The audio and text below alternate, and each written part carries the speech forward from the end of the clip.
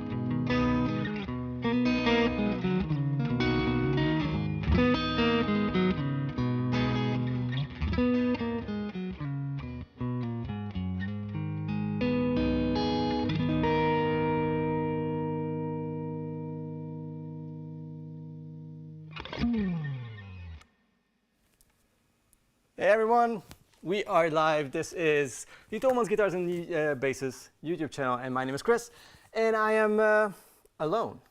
I salute you. Thanks for joining in. I've seen quite a few questions already before we started this live stream, and it's absolutely amazing. I feel kind of left alone, you know? Normally we, in case you're not familiar with our live streams and our channel, my buddy and co-host Guillaume, or preferably any of these names, is on vacation. And he's such a good friend. He just leaves me alone, you know.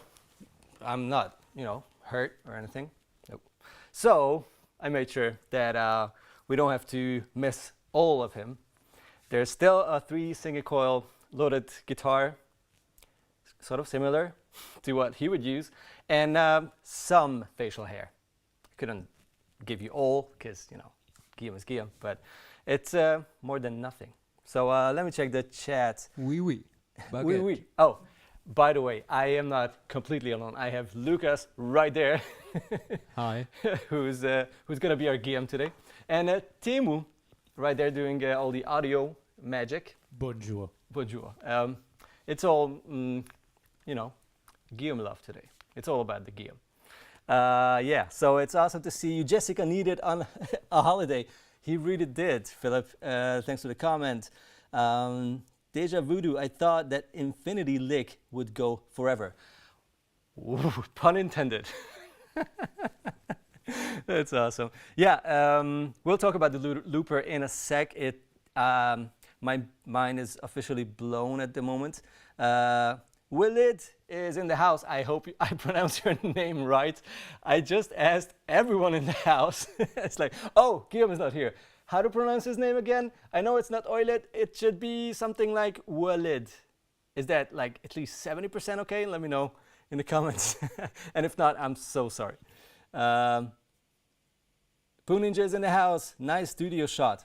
Thanks. That's a shout out to our Lucas, who made sure that everything looks pretty. Poo Ninja, wait, Rev makes Max now? Yeah, almost. All right, let's see who's in the chat. Hey, Camilo. Oh, that's actually a question already.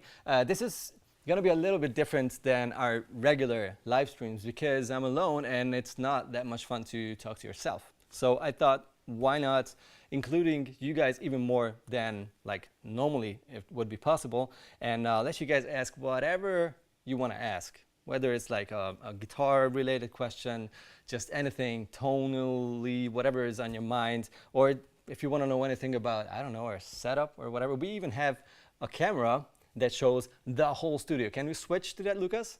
We already did. Oh, we already did. Hey everyone, I think that's you now. So I'm tiny all of a sudden, and those hands you might probably see are the guys in the studio. So this is the whole set. We can talk about it, whatever, just let me know. Waled. Thanks, Oiled. Oh, so funny. Yeah, so Let's see who's in the chat. Oh God. Nice. Let's do like an actual question. Camilo Guaman. Hello, is it possible to use 8 to 36 gauge strings with a floating trem? Would the feeling sound be okay?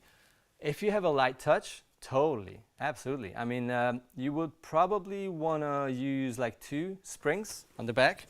Like this guitar doesn't have anything here, but normally you have the routing and you have the tremolo springs here. Just use 2 and adjust that claw that mounts the springs to the body.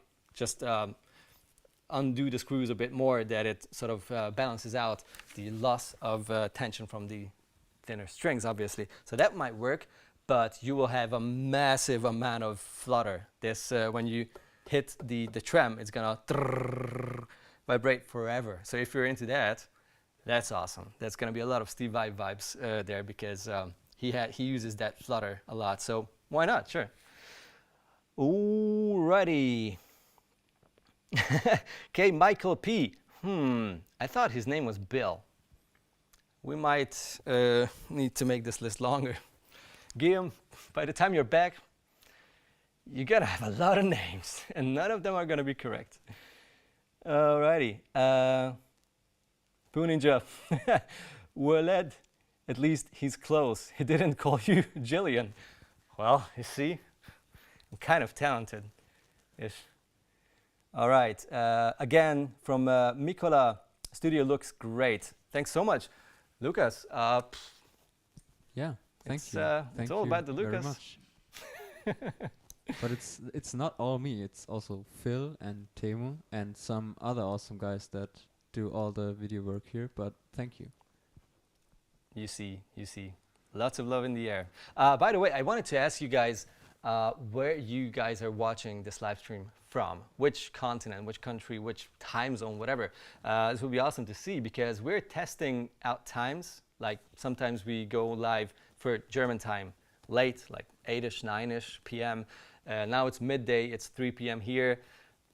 We will probably try super early, which is going to be evening hours for US and Canadian and South American people. So we are testing out stuff. So we really want to know where you guys are from and where you're watching this live stream right now, and preferably which time would you like to see might happen. So let us know.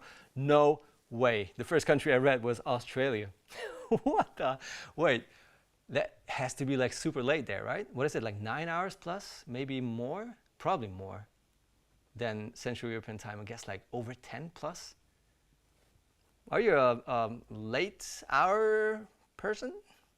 Welcome in the club. Ukraine, nice, Mikola.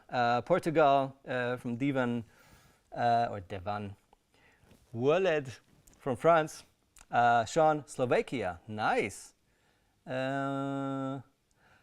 Rochester, New York State, USA, music and more Q. Welcome. Wow, you're up early, I guess. Wait, New York? No, it's not that early. It's gonna be 9ish, I guess. Australia, from Deja Voodoo. Wow, that's awesome. Michael Macherei from Germany. Servusla. Joseph is in the house. Hey Joseph. Kris, I'm in the US, in Florida. 9 p.m. in Australia, apparently. Okay, Alter Bridge. I guess you were in Australia. That makes sense, yeah. That's a nice time. Japan, Yusuke 85. Welcome. Wow, that's awesome. It's 10 p.m. in Japan. Montreal, Canada. Crazy. Czech Republic, Greece, drum 206. UK as usual. Paul, welcome. It's nice. All right. Let's look for, hey, Sia Kris. That's Ready Flow. I'm guessing is probably someone from Hungary, but watching from work near Nuremberg. Oh, you don't want to tell your boss? I'm a little curious again. Do you still work as guitar tech on the bench at Thomann? Ah, right. Okay. Or did you switch completely to social media content creation? That's actually a good question. I get asked that quite a lot on my Instagram, on Thomann, in Thomann comment sections, and on my YouTube channel, everywhere. I'm not anymore. I used to work in the shop, in the small workshop, repaired guitars, customer wishes, and the showroom, guitars, etc. But I'm not anymore. I swapped to the marketing department last year. What is it, like 1.5 years ago? Something like that. Just when the pandemic started, actually. And yeah, so I am not working there anymore, and I would love to help you out, but there's literally no way I can extend my working days.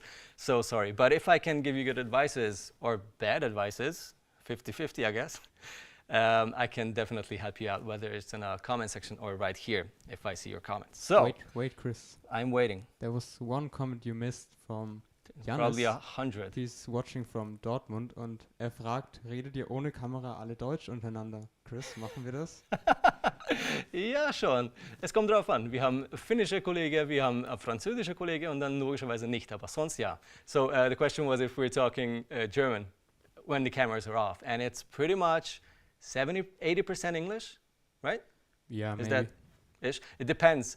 I speak German by now because I moved here, God, what is it, like 13 years ago, and I was super strict to myself, and I told like, you better learn this language, otherwise you shouldn't be here. And I love speaking German as well, and so if I'm surrounded with only German colleagues, we'll obviously speak German, but since the team, and actually the whole of Thomann is like so international, you cannot believe. It's all the countries in one tiny village. It's crazy.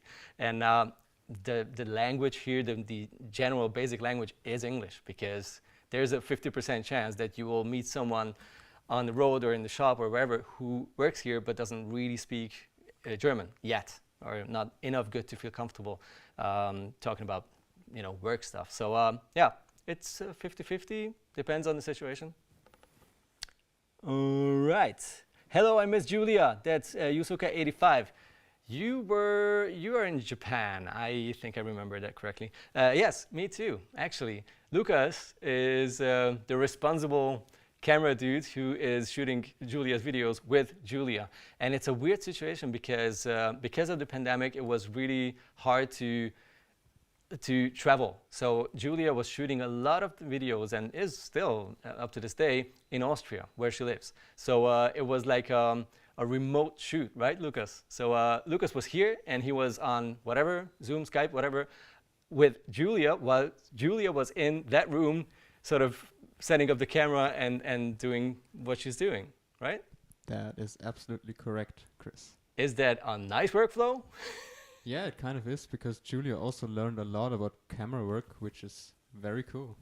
That's awesome, yeah. Yeah, actually that helps a lot, because without you being forced to learn stuff that's not like your main focus, like priority, you tend to be lazy. I mean, I do, and it's nice.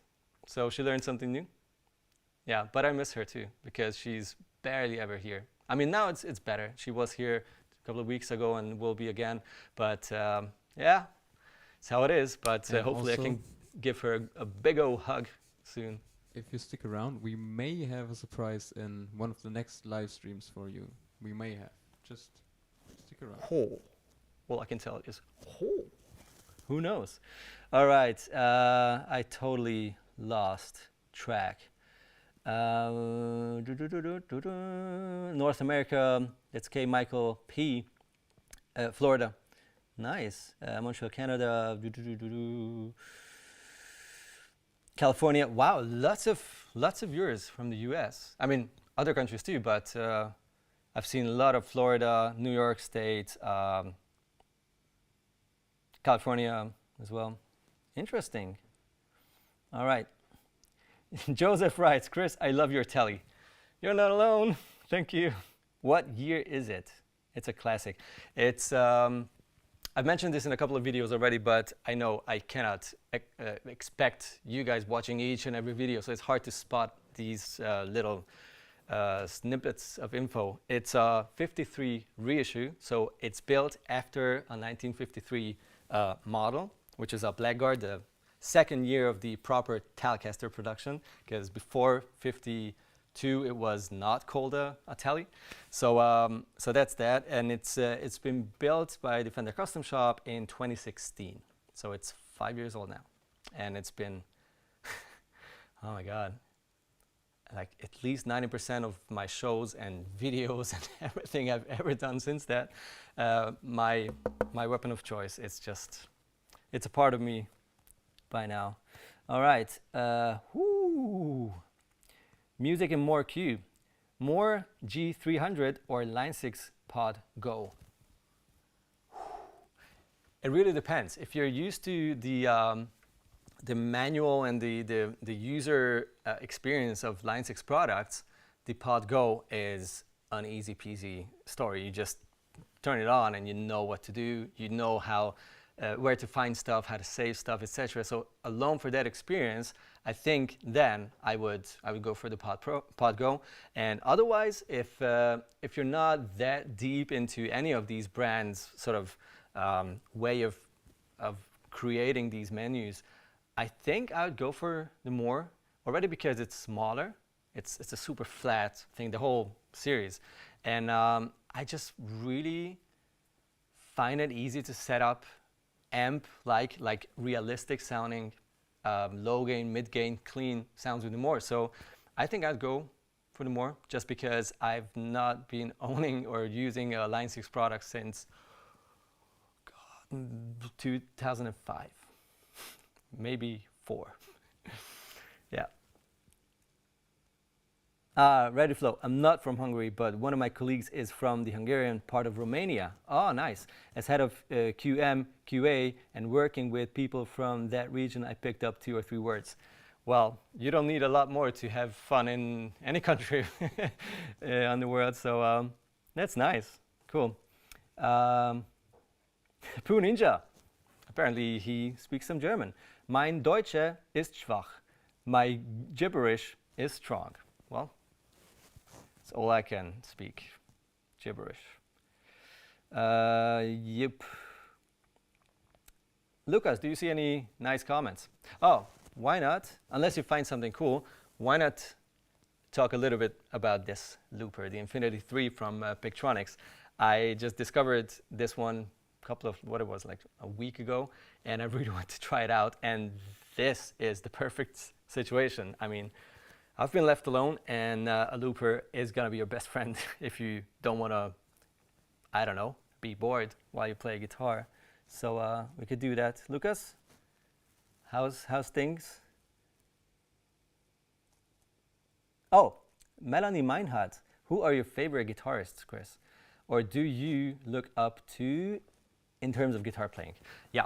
Oh, how much time do you guys have?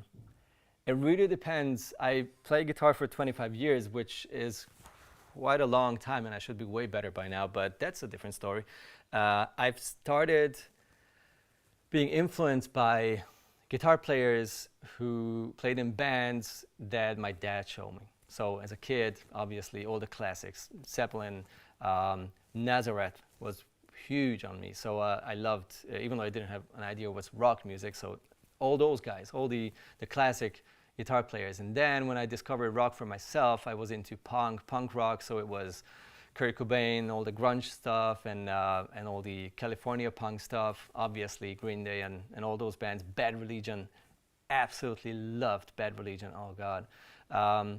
Yeah, so those guys. And then I discovered crazy guitar playing, so it was obviously John Petrucci, Satriani, Steve Vai, all the classics. I wasn't that much into Malmsteen, probably because the classical aspect was not really mine, but I mean, come on, Malmsteen, right?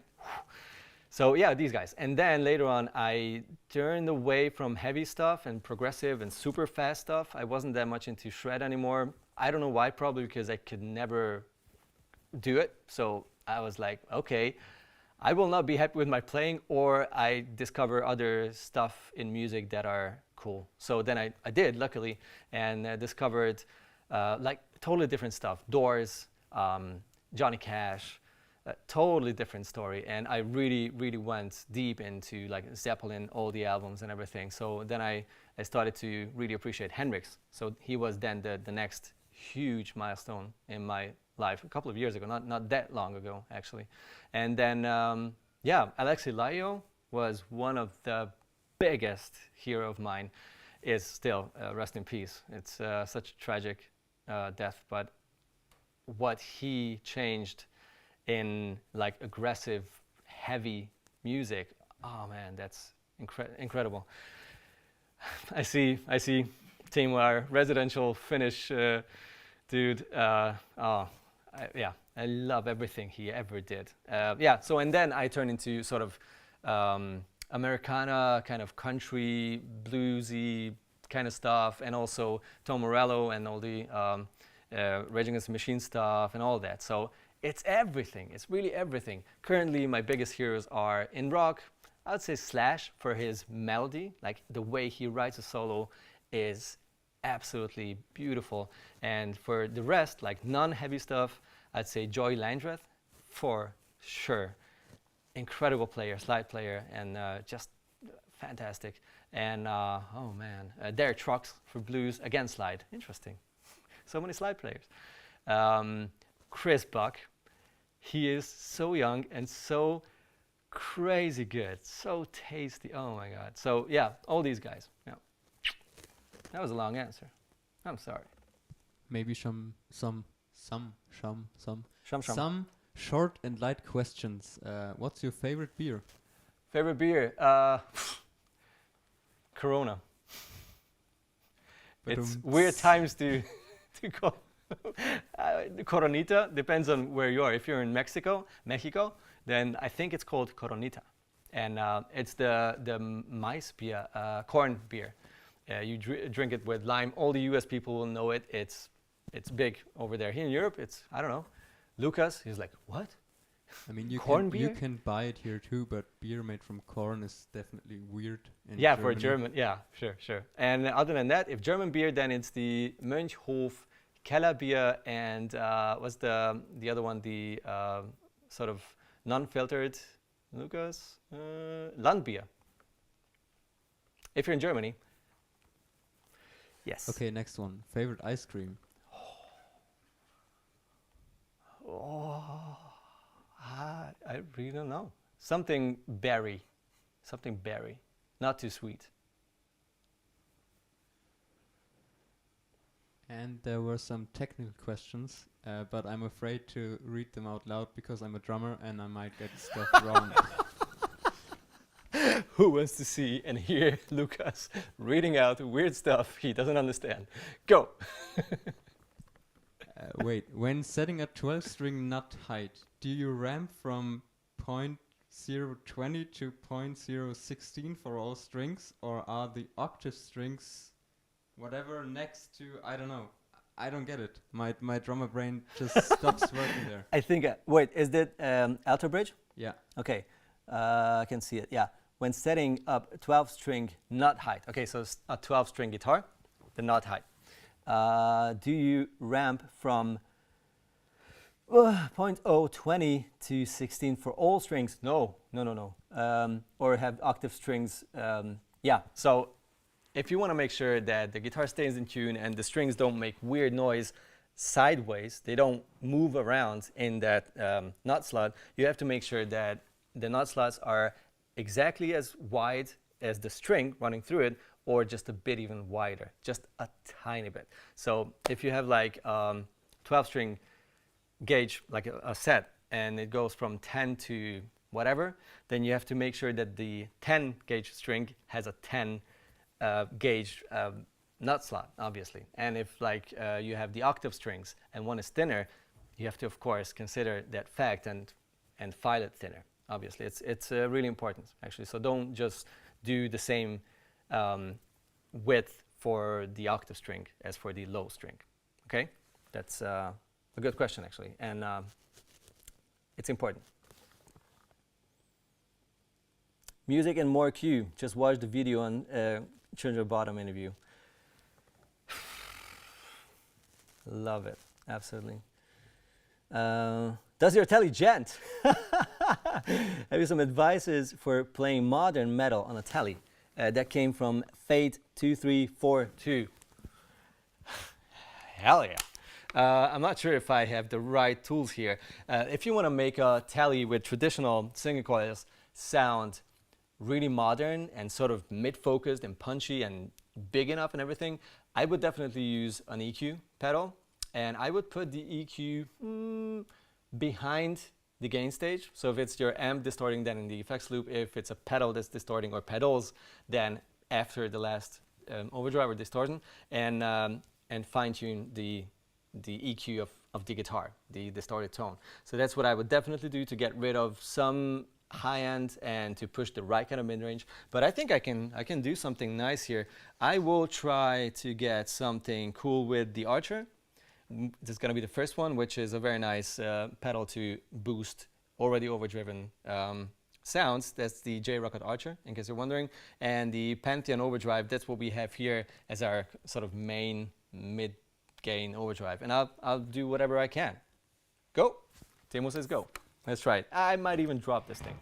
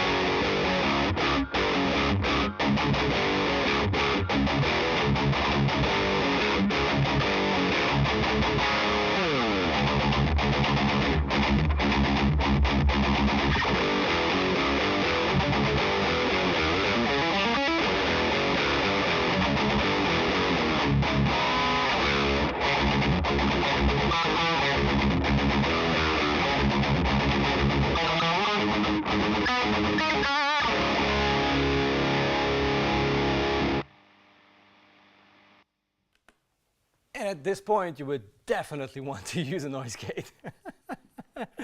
Oh yeah. Yeah, so this was just to overdrive the Archer going into the Pantheon. This guy, are we still? No, we're not there.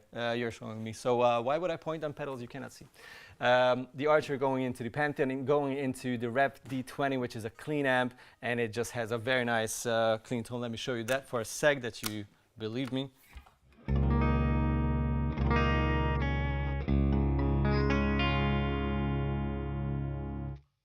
And a detune tally. I chucked too hard, and these are brand new strings. So that's it. I don't know. How did you like it? Amanda's here. Good morning.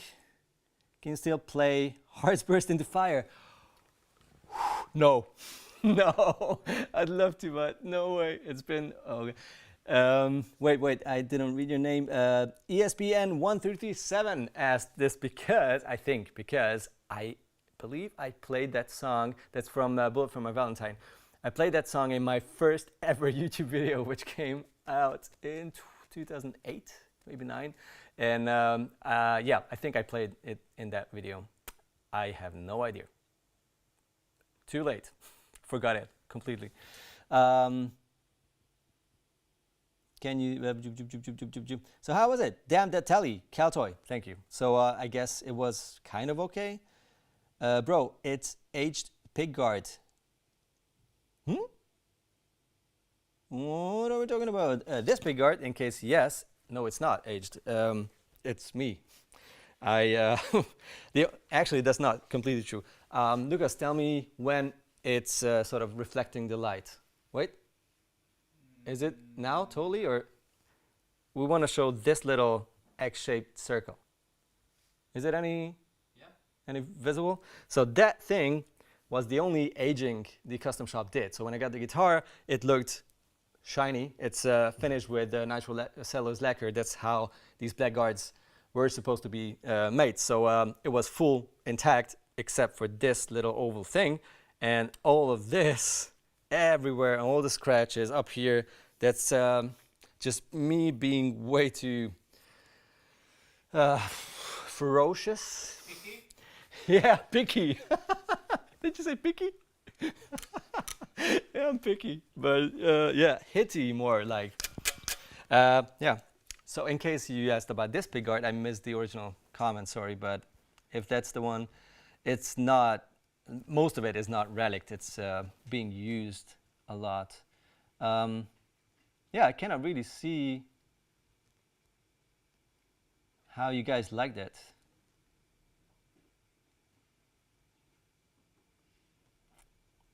What? Why is the bridge D string pickup pole missing? Anton, are we talking about this guitar? I hope it's not missing. Do you mean this little hole in the middle? If yes, that's just a feature. That's just how they made these bobbins. They just had that hole in the middle, probably to mount it on probably the winding machine.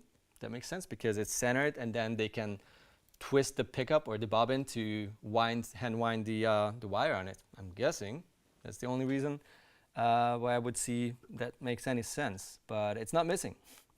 What's your favorite guitar? Sergio Tanija, sorry. Yeah, this guy. Such a sweet tally. Thanks, Amanda. Okay, I promised that we will talk about this looper for a sec, which means that Lucas has to come back and adjust this cam again.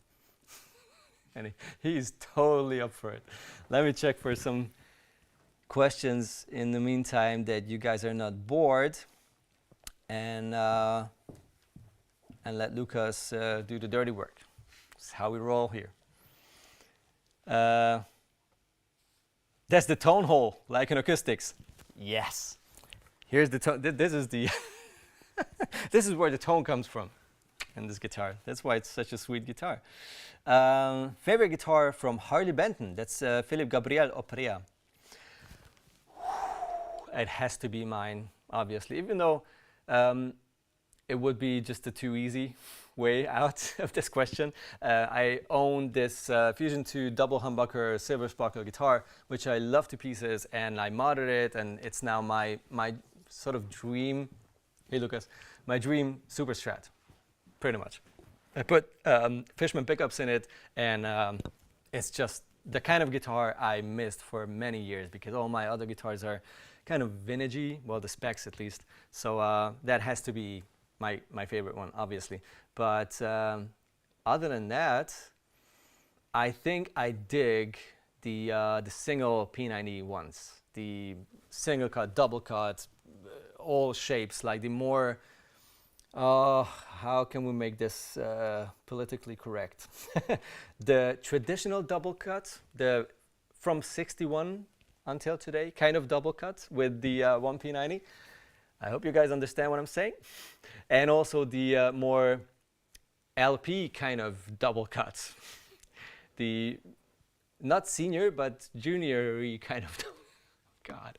Yeah, so those came out way after I bought my Silver Sparkle. So that would have been something I'd consider getting just to fool around with and just rock out on. So yeah, those and the Silver Sparkle. Yeah, are we ready? I see a thumbs up. Okay, so this is the Infinity 3 from Pictronics. It's a crazy looper. It has all these little things. I hope you can see that these are, some are red, some are green, and all these are like features you can enable or swap between. And it has two loops, which you can, and that's what I love about it. You can loop them, like put them on top of each other and sort of like layers on top of each other and play them simultaneously, or you can go between them. Like if we can get some guitar tone, I recorded a chilled kind of chord progression here on loop 1, and I will push loop 2, with which it will wait until this loop is over, and then synchronized, it will just jump over. and then you can do the same thing, jump back and forth. You can put, of course, layers on top of both. So it's like two completely separate loopers which are synced, and it does MIDI, and it does all the crazy stuff. And what I also love about it, it's something I miss on many, many loopers, is, I hope I'm pointing at the right one. Yeah, it's the cue or fade function, with which you can decide how it should turn itself off. And the fade is just the thing you always miss if you want to play on, like, jam on top of something on a looper. So that's sweet. Let me show that.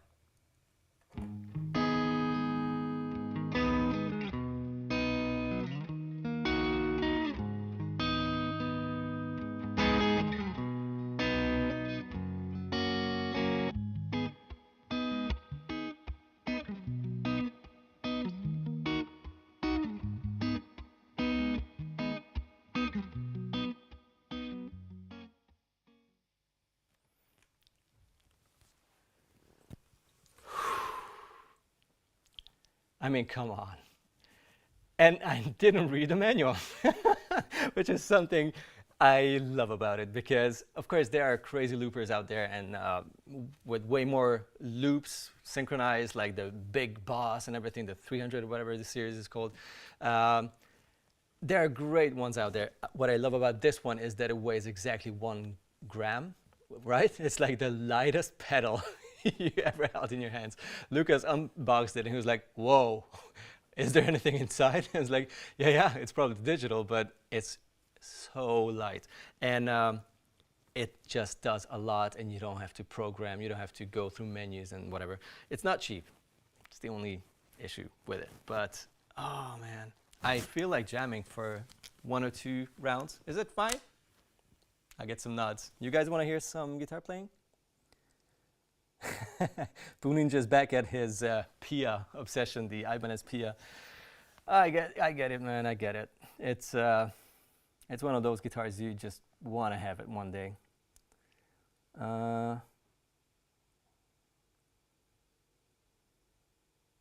Okay. We have some more technical questions. I will come back to those definitely, but let's just jam a little. And I might even read some of your comments that I have anything to talk about.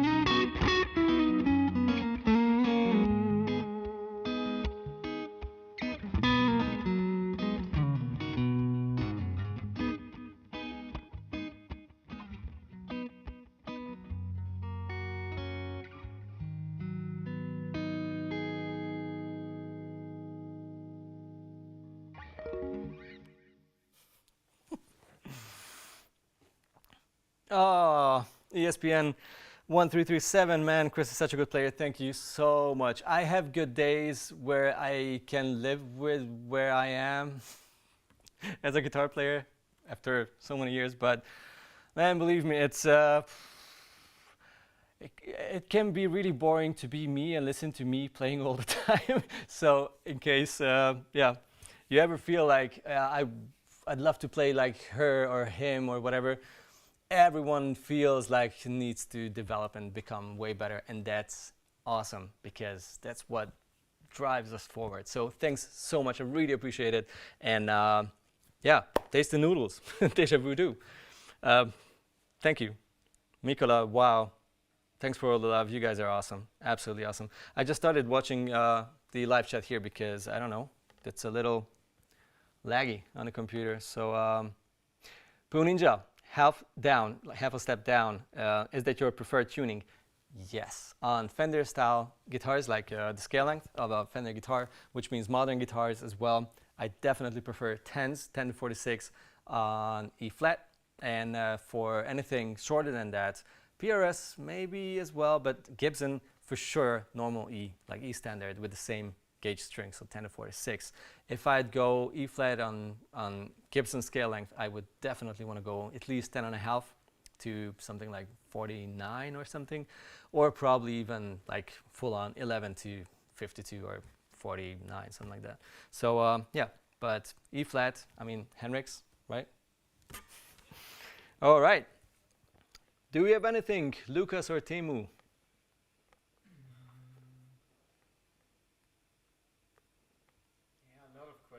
Yeah, I can see quite a few. There's the 12 string thing again. My question about 12 string nut height was referring to nut slot depth. I totally misunderstood you, sorry. I have nut files for each string. It's still Alter Bridge, sorry.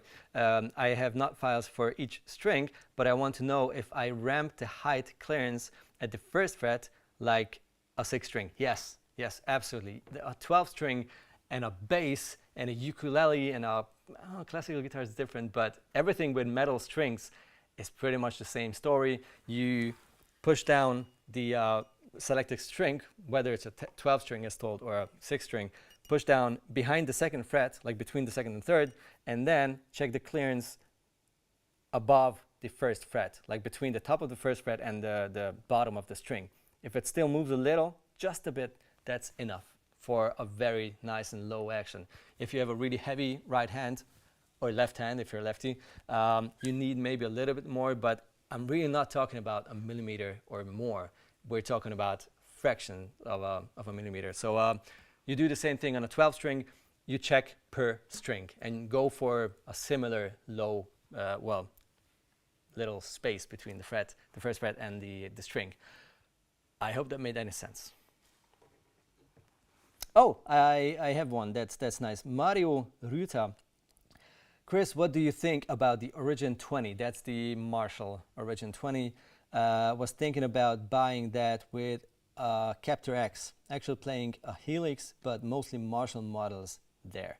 Awesome, awesome. We actually shot a couple of videos when the Origins came out, right, Felix? Too many names, Lucas. Actually, I called you Felix. Why does it always happen to me?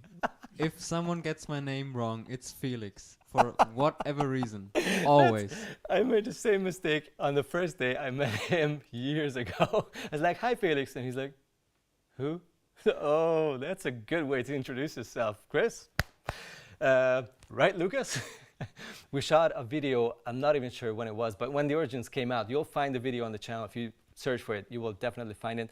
I love them. They're great amps and they're really affordable too, which makes them even better because they will be accessible for way more people, which is of course fantastic because believe me, many years ago, affordable amps were not that great. The Origins are great. Actually, I remember many of my colleagues asking, like, I just wanted to grab it just to have something Marshall-y, and everyone who tried it took it then because they just loved it. I really like it. If you take one with more headroom than 20 watt, you can even use it for pedals. It takes pedals really well. And if you want a bit more punch and grit, the 20 watt is great because at around stage volume, you will have quite a bit of dirt coming out. So it's great. It's really cool. Joseph Hughes, Kris, do you attend NAMM? That's the question of all questions. Record a show from the event. We didn't talk about it yet, but that's definitely the plan, because in case you guys are not familiar with the term NAMM, that's the NAMM show, which is a huge, the world's biggest music trade show, and it's all about instruments and everything, and it's in California and Anaheim every year, normally in January. Not this time. They moved it in 2022 from January to June, obviously because of situation worldwide going on, and yeah, most probably yes, but who knows what happens until then. So yeah, we'll see. Steve coughs. Hi Kris, planning on minimizing my rig. Main guitar would be a Maybach Lesta 59 killer, Midnight Sunset aged. Planning to go for the Marshall Origin 50 head. Great. Yeah, that's it. Would you recommend the matching cab? It's a great cab, and they made sure that it sounds absolutely like as good as it can. It depends on what kind of tone you want to go for. If you want to go for the real hot rodded plexi kind of tone, then the matching cab is fantastic. If you want to have a bit more modern tone, like a bit more punchy and everything, actually one of my favorite cabs is this one, the vintage 30 loaded Harley Benton.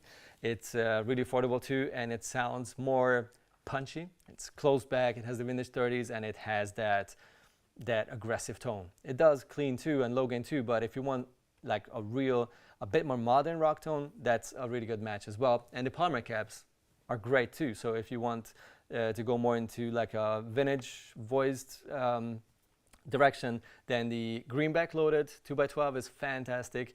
Even the greenback loaded 1x12, even though the 25 watts of that speaker is going to be probably a little bit on the edge, because you would have like a 50 watt head on a 25 watt speaker.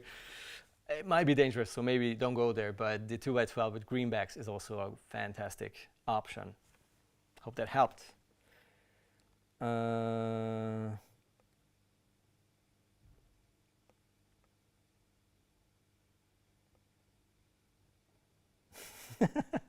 Poo Ninja.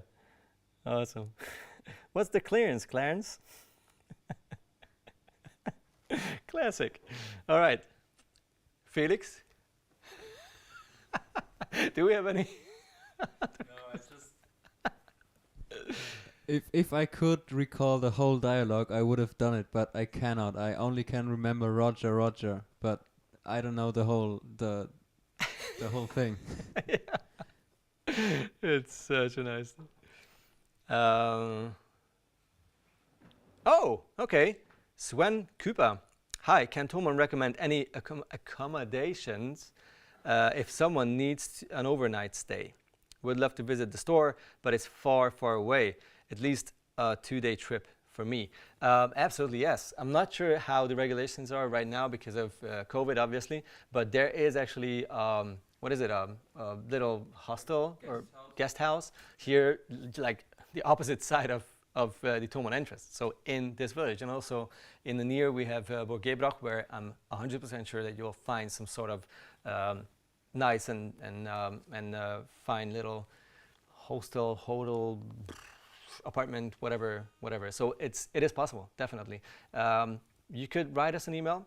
I guess info@ makes most sense. Yeah. Probably like a general email address on the Thomann side. The guys will help you out, definitely. It's doable. As told, the regulations might make it a bit more complicated. Not sure how the state is with that, but do check it out. It is possible normally, for sure. Nick. Hi, Kris. Diner suggestions. One end, that's a diner, right? 2 end, that's a dinner. Yeah. I guess so, unless you misspelled it. Diner suggestions. Where?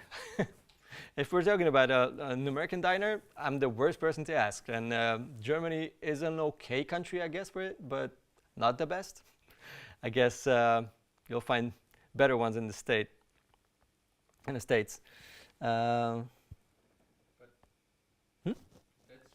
just say he meant dinner. Okay. Lucas says, let's pretend that you asked for dinner suggestions. Okay, okay. Let's say spare ribs with broccoli, with some nice avocado sliced on the side, and some grilled potato, you know, the one that's like, what are those called? Country style, whatever is steak potatoes, I guess. Potato wedges, you mean? Yeah, something Country like veggies. potatoes? Yeah, country potatoes, that's the one. I'm not sure if that's Danglish or actual English, but country potatoes on the side. I'll just go with pizza, by the way. Oh yeah. And that's even funnier because I just suggested spare ribs, even though I don't eat meat. So there you go. But it tastes so good. So there's that. Okay, let's see this. Harald steak sauce. Talking about dinners.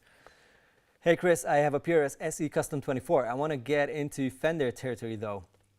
Should I be worried about the nut width and radius of the tellies and strats? If you want to make it feel like a telly or strat, I don't want to disappoint you, but it will always feel like most PRS guitars, except for this guy and the Mark Lettieri model, they will mostly feel more like Gibson guitars, body-wise, the carved top and everything, and the flatter radius, of course. Tonally, if you split those humbuckers, you can get really close with the right kind of pedal or amp setup or whatever. So that's going to work. But feel-wise, like this is a really narrow nut. And if you want to get that vintagey sort of Fendery vibe over a Strat or a Telly, that's going to be really hard to get with any other brand, except for those brands who want to nail this kind of traditional 50s, 60s Fender vibe. There are some great brands, but PRS is not really into that, which is cool because they do their thing. And for that reason, feel-wise it's going to be harder. Sound-wise, you can get really close with a good split humbucker, especially like the in-between and the neck humbucker split. That's a fantastic tone. Alter Bridge, do you like Seymour Duncan P rails? I absolutely love them. I used to have an ESP Viper, a really nice guitar with two P rails in them, and I went between the humbucker setting and the P90 setting all the time, and I just couldn't decide which I loved more.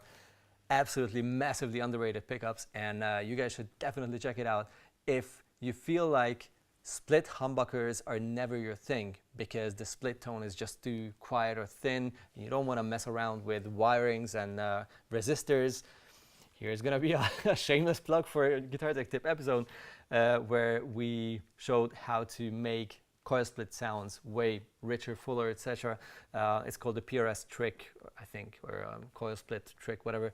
Check it out if you're interested in that. But if you don't want to mess around with resistors and everything, just want pickups that work and want to use it that way, the P rails are fantastic. The humbucker tone is nice and warm and mid-rangey and still clear, and the P90 setting on those pickups is the perfect coil split sound. It's not really a P90, but it's closer to a P90 than a single coil, but it just works perfectly and there's no massive volume drop. So highest recommendations. Love those.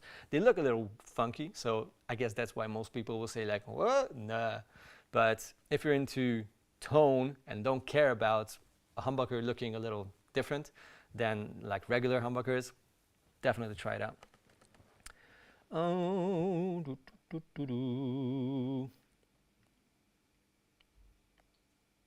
okay, discussion going on. That's nice to see.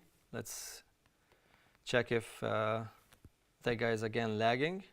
There was a technical question from Walid Okay. time ago about rounding off the edge of the fretboard. What was the question? I think about roasted maple.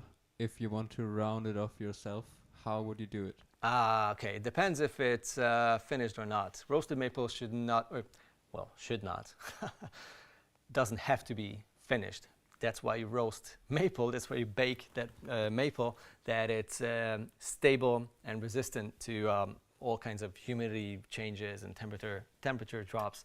So if you have a roasted maple neck and it's not finished, you can definitely grab like a little piece of sanding paper and go between the frets to round the edge off. It's as simple as like on a rosewood board, which is never finished, except for Rickenbacker guitars. But if it's not finished, it's easy. If it's finished, which is the case for, as far as I can tell, all of the Hardeman Infusion 1, 2, 3, 4, 5, whatever there is, all those models are finished. Like on my Fusion 2, the roasted maple board and neck, it's finished actually. It's a really thin and matte finish or satin finish, but it's finished. So if I started sanding that, that would look like sort of destroyed or, well, modded. So if you don't want that, make sure that roasted maple neck is not finished. Yeah. And in case you have a Hardy Benton or plan on getting one and taking care of the fretboard edges, now you know that it's gonna be, yeah, well then you have to sand off everything to make it look new and pretty. But then again, it's doable. Oh wow, someone asked about Valeria. Do you remember Valeria? Of course you do. Where was the comment? Yeah, there's it. Felipe de Oliveira. So sorry. I'm the butcherer, the name butcherer. Hey, what happened to Valeria? Never seen her again. Valeria is doing absolutely fine. We don't get to shoot videos too often because she's mainly a singer and a singer-songwriter, but mainly a singer really. And we just had so many ideas and so many projects on all of the Thomann channels that everyone who would be in charge of organizing a shoot that's not a regular guitar or bass or anything for the Thomann music channel or anything for the drum bass channel where Simon and the guys are doing their thing, was just not happening at the moment. And also traveling was not easy, obviously, for the last too many months, way too many months.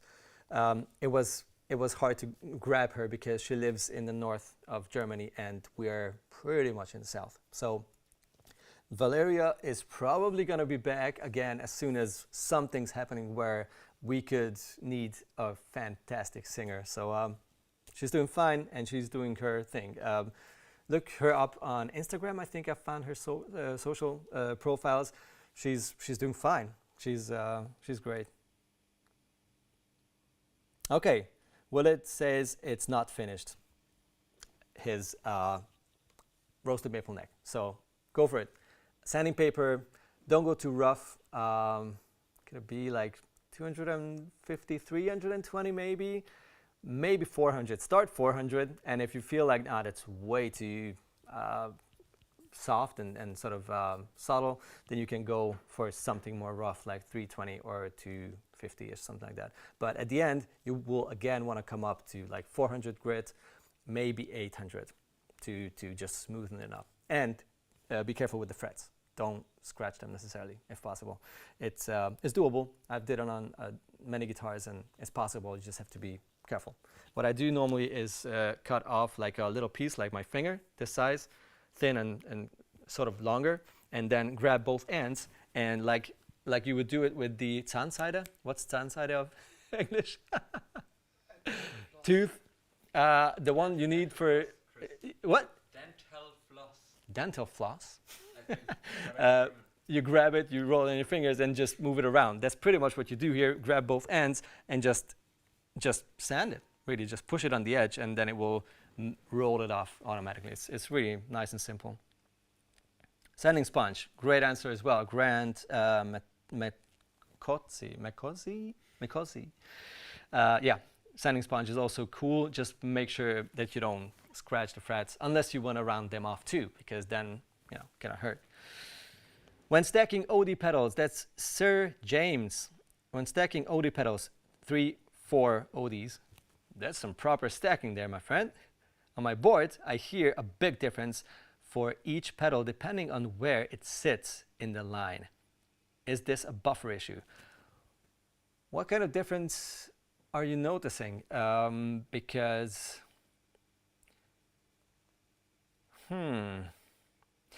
the thing is with stacking overdrives, if you have wait, how should I make this short and clear and still kind of including everything that's important? If you have, let's say, 2 overdrives, right? You have something tube screamery, lots of bin range, not a lot of bass and treble, and something more blues breakery or blues drivery, which doesn't have a lot of mids. You have the tube screamer at the front, and then you turn on the blues breaker. You will not have the tube screamer's tonal character anymore. What you'll have is the last pedal in row, which is in this case the blues driver, blues breaker, which doesn't have that much mid-range. So always the last pedal in row will give you like 70% at least of the EQ of your tone. Okay, so whatever you put in front of it, those will just change the flavor a little, like spices and such, but they will not totally change stuff unless there's like a fuzz in there, because that's going to change everything. But if we're talking about overdrives of slightly different voicings and such, the last one is going to change everything. So let's say you start with your first pedal, you have a tone. Then you turn on your second, it will sound totally different. Then you turn on your third one, again, it will sound different because the third pedal is going to dictate the tonal quality. Then the fourth pedal, the same. So it is normal to have 4 times very different tone, because as told, the last one will give you the main character. I hope that was any helpful. And of course, if you turn on a million things on your board, buffers will help you, because every pedal, when you turn them on, even true bypass pedals will have a buffer built in, which will recover in case anything got lost and the signal got lost. So that's not an issue. It shouldn't be an issue. And if you have 4 pedals on your board, whether it's true bypass or buffer bypass, I would recommend using a switcher, a pedal switcher, which will put everything that's not active at the moment out of your signal chain. That's something I started using right after I discovered that pedal show. And I met the guys and we had some chat, and I was blown away by the tonal quality difference when using a good switcher compared to not using a switcher. Even the highest quality pedals will suck some tone. And if you have 4 or 5 of them and you have them all off, even if they have buffers, it will not be the same tone. So if that's what you mean, then definitely use a pedal switcher. That's gonna help a lot. People are discussing, why would you need 4 overdrives? Randy Dillon, why wouldn't you need 4 overdrives? That's the right question. Oh my God, if you'd see my pedal boards, like this one even, 1, 2, 3, 4 overdrives. Out of those, 1 is a double-sided, the double treble. So actually 5 overdrives. And on my private board as well, I have 2 double-sided overdrives on there, 1 single-sided, 1 that I would only use for boost, and a clean boost. It's all the flavors. That's what's fun about pedals. I think that with just 3, 4, 5 overdrives, you have a million different tones. And it's like having all those presets on your modeler or a 5-channel amp, which will cost you $1 gazillion. Just 5 overdrives, and you have, with those and the combination of those, endless possibilities. So you don't need it, but it's not bad to have them. Sir James, thanks Kris. Overkill, yes, we're talking about the 4 overdrives, but trying to see what soft clipping mixture works best. Swap the order, man. You will just smile. It's so cool, and everything changes. You put an archer, like a clone type stuff, in front of a tube screamer, then you turn them around, everything changes. It's so much fun. You can spend hours with noodling and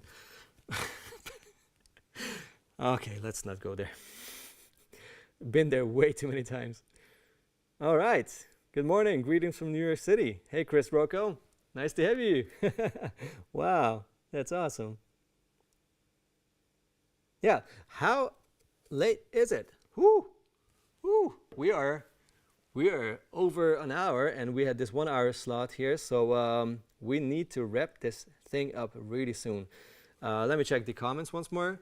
You guys can give me the heads up if anything is there I missed and would be nice to discuss.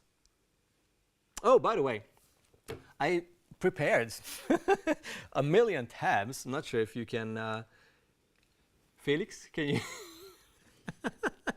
Sorry, Lucas. You know me. Bad jokes and bad mood when I'm hungry. That's me. If you would switch from the comments page, I could switch to your Mac screen. Bam. Oh, thank you. Thank Bam. It's always me. It's always on me. So I prepared some stuff, and we didn't talk about anything, but you guys had awesome questions, and I cannot answer shortly. So sorry. There's some great new stuff out, the G8 Rev Noise Gate, which is something I should have used when I went high game with the Tele half an hour ago. Seems to be a really, really good noise gate. The tiny version of the Deluxe Memory Man, which is not going to be cheap, and that for a reason. I've seen some critique on it, like why critique? Let me say that again, critique. Like why is it that expensive? It's I think like 200-ish. Something like that. Well, some of those components are really hard to get, so that will not help to keep costs low for a pedal like this. So I'm really looking forward to that one. If it's not noisy, that's on my wish list for sure. New Harley Bentons with fancy colors. This is going to be the fastest news ever. Google just announced some tuner tool that you can use, and apparently it works. I tried it. It's enough accurate if you just need a tuner right now and you forgot your clip-on or whatever. Joe Bonamassa has a new Epiphone model out and other stuff, which we... there's the tuner. Let's try it. Wait. Uh-oh.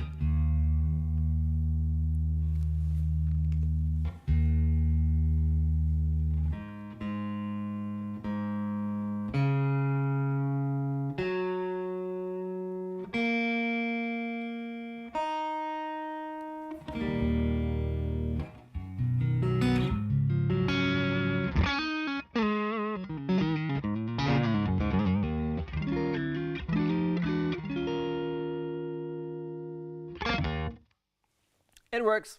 It's nice to have. Oh, who's that guy? Oh, and that's you guys.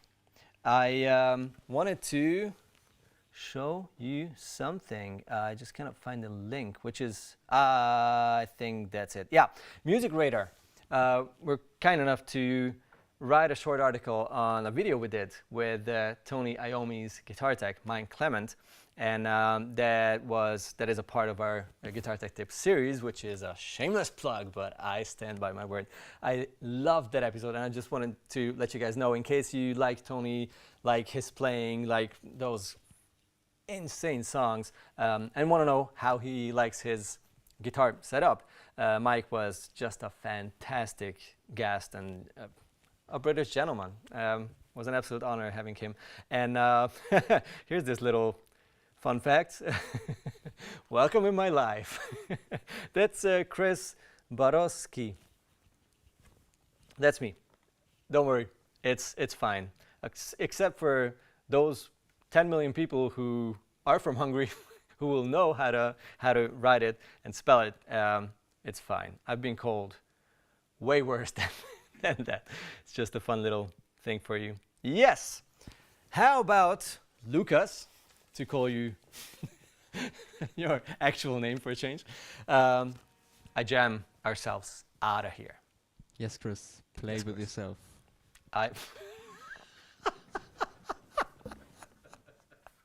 I'm sorry, there was just the first comment that came in that refers to the subline. I just had to. I'm sorry. I'm sorry. I will.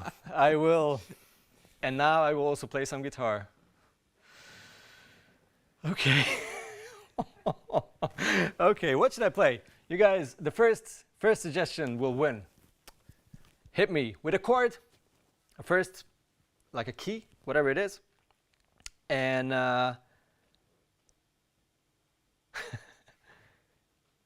and then I'll play whatever in that key. I'm waiting for you.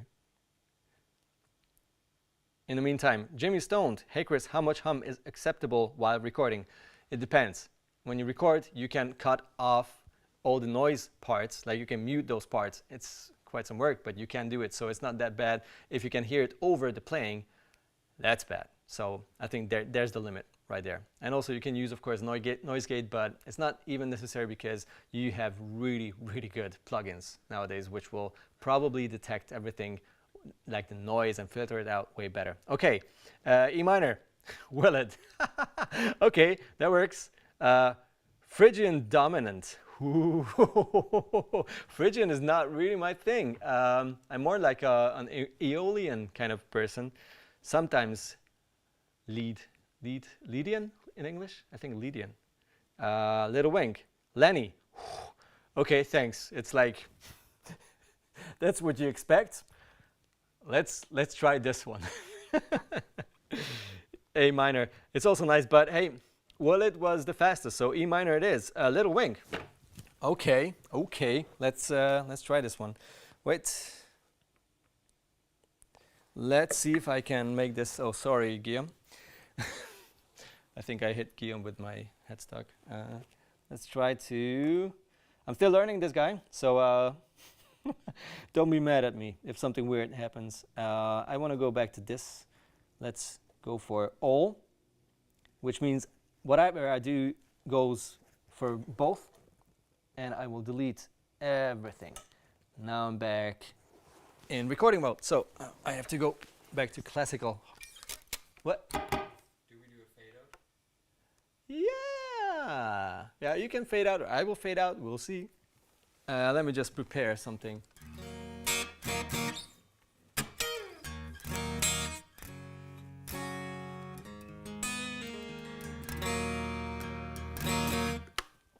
And we are still in tune, thanks Google Tuner.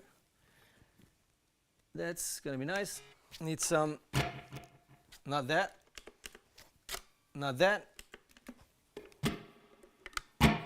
Some verb, okay. Let's see how precise I can loop. And I will also say goodbye, I guess. Is it time? I think it's time. You guys were absolutely fantastic. Thanks so much for sticking around and making this 1 hour 15 minutes extremely enjoyable. Actually, I didn't even realize that the time has passed. I was just looking at my phone and I was like, oh, we should have ended this, but we didn't. So thanks a lot for that. Jimmy Stone, thanks, man. Yeah, you guys are absolutely fantastic. Thanks for all the support. Thanks for all the awesome chat messages, and see you in comment sections. See you in the next videos. And bye. Bye. Next time, in 2 weeks, we'll be back with that guy with some more facial hair and probably a bit browner. 3 weeks. 3 weeks. Forget what I just said. 3 weeks is gonna be when Jilly Boy is gonna be back. So you guys take it easy. Let me little wing myself out of here. What? My brain is like